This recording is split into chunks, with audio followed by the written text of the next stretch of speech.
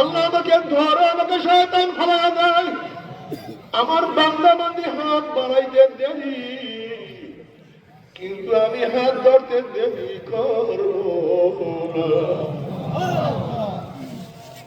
তওবা করো, তওবা না করিয়া কেউ মাওলার কবরে যাইও না। ও চরমনায় মুজাহিদের আমল সারিয়া দিতে আসো, এখন হালকা জিকিরে যাইতে মনে চায় না, মাসিক ইস্তেমায় যাও না, সকাল বিকেল জিকির করো না, আল্লাহর কিতাব পড়ো না, চরমনায় ময়দানেও ভালো লাগে না। আল্লাহ কি বলে, ওয়াকুদ রাব্বাকা হাত্তা ইয়াতিয়াকাল ইয়াকিন, মরার আগ পর্যন্ত, মৃত্যুর আগ পর্যন্ত আমার মাওলাকে ডাকতে থাকো, মৃত্যুর আগ পর্যন্ত আমার মাওলার পথে চলতে থাকো, সারিও না, ইবাদতের মধ্যে মগ্ন থাকো। আবার মাঝে মাঝে মাঝে মাঝে একা একা জঙ্গলের মধ্যে রুমের মধ্যে যখন একা একা একা একা থাকবো, আমার মাওলাকে ডাক দাও, আল্লাহ আল্লাহ আমাকে ধরো, আমাকে শয়তান দিয়ে আল্লাহ আমাকে মাফ করিয়ে দাও। দুই চোখের পানি ফেলে দিয়ে আমার মাওলার কাছে সাহায্য তলব করো। ও মাওলা, তুমি আমাকে রক্ষা না করলে, আমাকে হেদায়েত না রাখলে উপায় নাই। বারবার দোয়া করো, রব্বানা লা তুযিগ কুলুবানা বা'দা ইয হাদাইতানা ওয়া হাব লানা মিন লাদুনকা রাহমাহ ইন্নাকা আনতাল ওয়াহ্হাব। মাওলা, হেদায়েত আমার গোমরা করিও না, তোমার কাছে ডাকার পরে লাথি দিও না। যদি মাওলাকে রাজি খুশি করিয়া ঘরের মালিকের সাথে পরিচয় করিয়ে যদি ঘরের মধ্যে যাও, রাত্র ৩টার সময় ঘরের মধ্যে ঢুকলেও কোনো আপত্তি নাই। যেরকম শ্বশুর বাড়িতে রাত্র ৩টায় ঢুকছ, দরজার নক করছো, শ্বশুর ডাকতেছে, কে? তুমি বললাম আমি আপনার জামাই। অমনি শ্বশুর লাভ দিয়ে উঠবে, জামাই এত রাত্রে কেন আসছে, এত গভীর রাত্রে কেন আসছে? নিশ্চয়ই আমার জামাই কোনো বিপদে পড়ছে, জলদি খাদ্যের ব্যবস্থা কর, পানির ব্যবস্থা কর, বিছানার ব্যবস্থা কর। আমার জামাই কোনো কোন বিপদে পড়ছে? যেহেতু ঘরের মালিকের সাথে পরিচয় আছে, যত রাত্রি ঢুকো না কেন, কোনো তোমার টেনশন নাই, কোনো চিন্তা নাই, তোমার সব ব্যবস্থা হয়ে যাবে। কিন্তু ঘরের মালিকের সাথে পরিচয় না করিয়ে যদি রাত্রে তুমি নক করো, তোমাকে না চিনলে উনি চোর ডাকাত, ধর ওকে মার, ওকে বান, তোমাকে অপমান করবে, অপদস্থ করবে। যেহেতু ঘরের মালিকের সাথে কোনো পরিচয় নাই, ঠিক কবরের মালিকের সাথে পরিচয় করিয়া যদি কবরে যাইতে পারো, আমার মাওলা ডাক দেবে, ফেরেশতা আমার বন্ধু আসো, আফুজুল ফরাশ মিনাল জান্নাহ ওয়া আলবিসু মিনাল জান্নাহ, আমার বান্দা বান্দির দেওয়ার মধ্যে জান্নাতের পোশাক লাগাইয়া দে, জান্নাতের বিছানা বিছাইয়া দে, জান্নাতের নাজ নিয়ামতের দ্বারা গোটা কবরটাকে ভরিয়া দে। কিয়ামতের ময়দানে আল্লাহ পাকের বান্দা বান্দি উঠবেন, ফাআম্মা মান উতিয়া কিতাবাহু বিয়ামিনিহি ফায়াকুলু হাউমু ইকরাউ কিতাবিয়া ইন্নী ওয়ানানতু আন্নী মুলাকিন হিসাবিয়া ফাহুয়া ফি ঈশাতির রাদিয়া ফি জান্নাতিন আলিয়া কুতুবুহা দানিয়া কুলু ওয়াশরাবু হানিয়াম বিমা আসলাফতুম ফিল আইয়ামিল খালিয়া। আল্লাহ তুমি কবুল করিয়া নাও। কিন্তু আমার বেনমাজি বাবারা,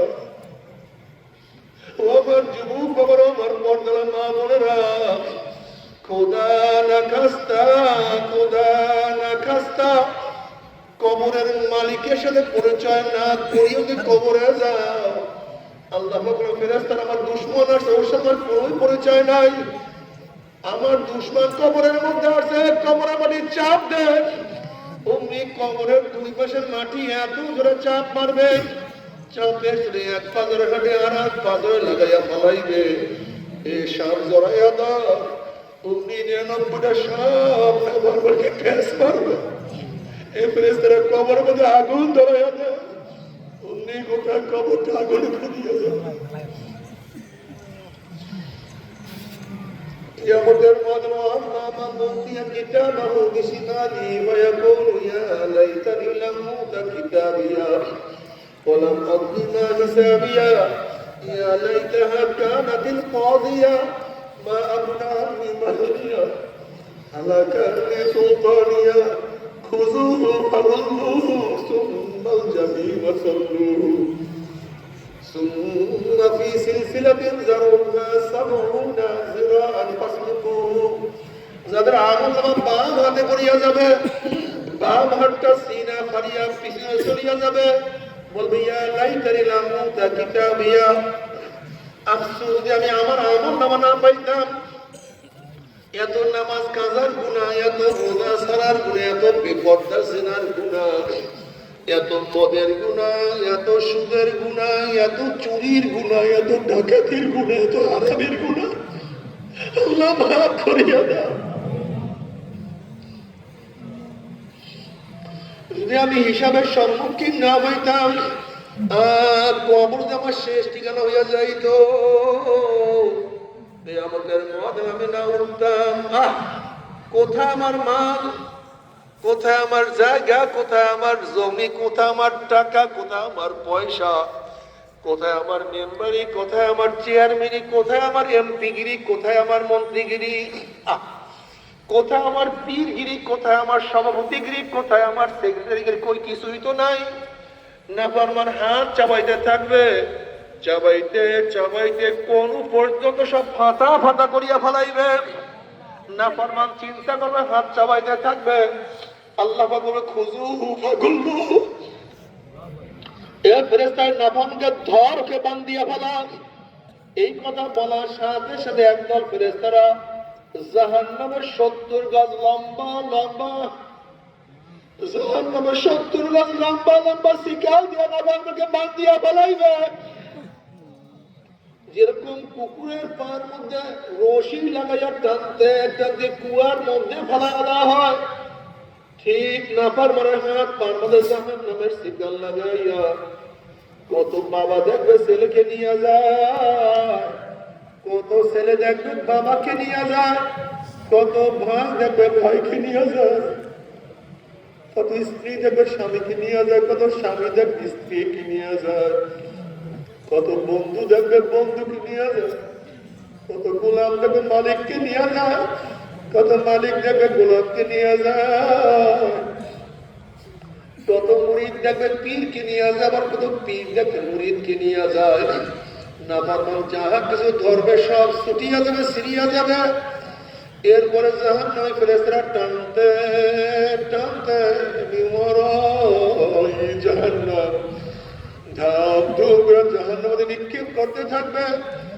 70 বছর পর্যন্ত, 1 বছর, 2 বছর, 5, 10, 20, 30, 40 বছর নয়, 70 বছর পর্যন্ত আগুনের নিচে যাইতেই থাকবে, যাইতেই থাকবে, যাইতেই।